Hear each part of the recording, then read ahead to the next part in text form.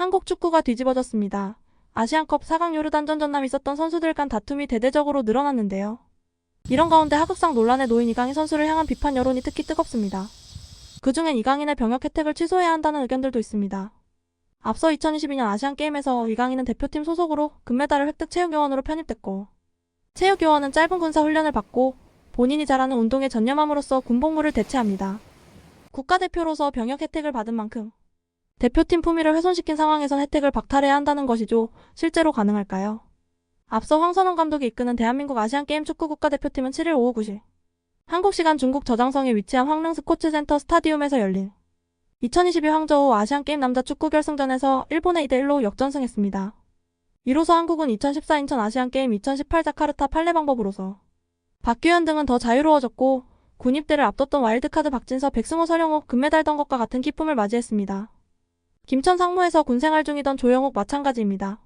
이외 모든 선수들이 국 문제에서 자유로워져 더 밝은 미래를 기대할 수 있게 됐습니다. 이강인도 마찬가지입니다. 발렌시아를 떠나야 할 마요르카에서 스페인 라리가 정상급 미드필더로 떠오르고, 대한민국 대표팀 핵심이 된 이강인은 아시안게임에 참가해 금메달을 땄습니다.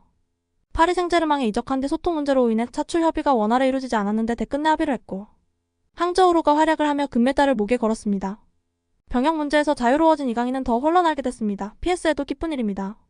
프랑스 파리지행은 이강인은 군대를 18개월에서 3주 기초군사 훈련으로 축소되었습니다. 자신의 커리어 첫 트로피를 얻으면서 병역 혜택도 받았다고 조명했습니다. 이어 한국은 18세에서 28세 사이 건강한 남성은 복무가 의무적입니다.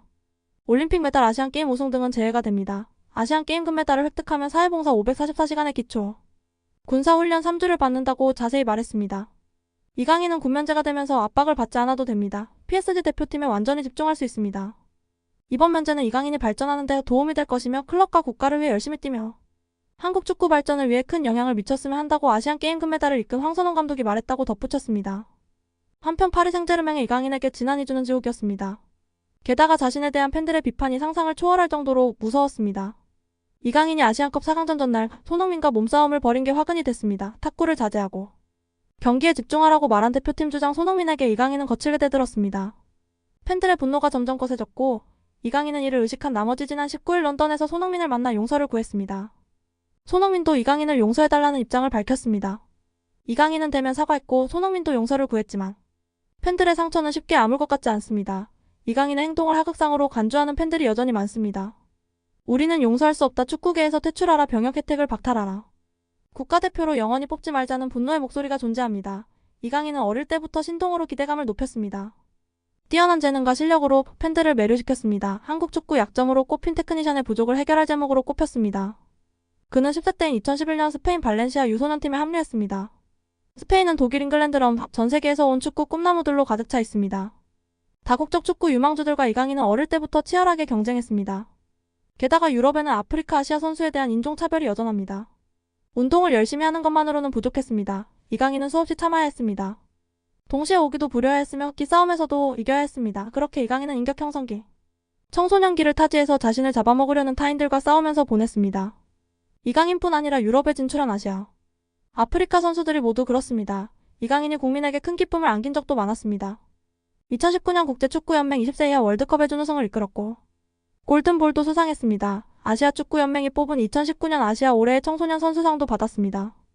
23세 이하 대표팀으로 2020년 하계올림픽, 2022년 23세 이하 아시안컵, 2022년 아시안게임에 출전했고 아시안게임 우승에도 일조했습니다.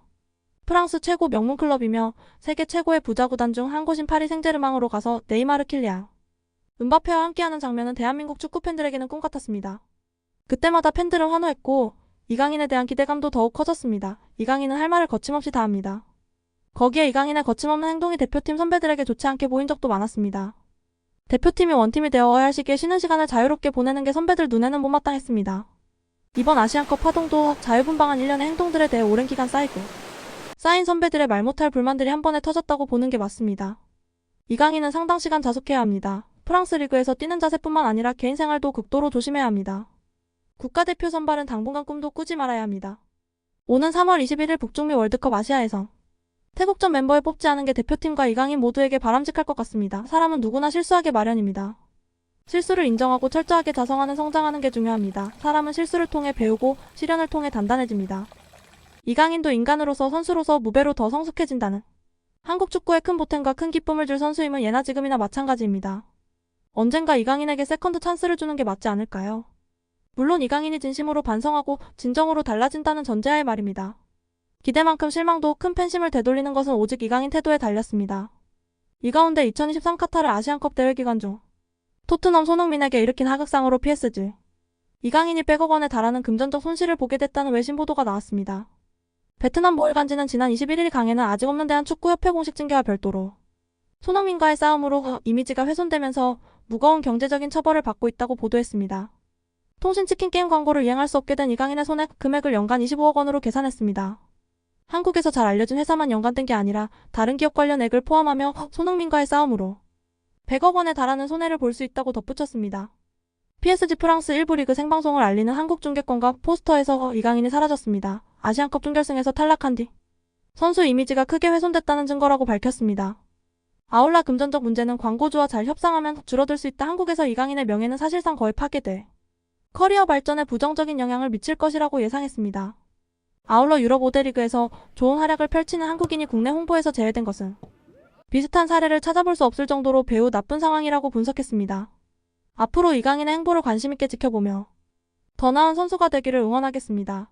여기까지 시청해주셔서 감사합니다. 계속해서 최신 소식을 전해드리겠습니다. 축구학과 채널의 영상을 재밌게 보셨다면 구독과 좋아요 부탁드립니다.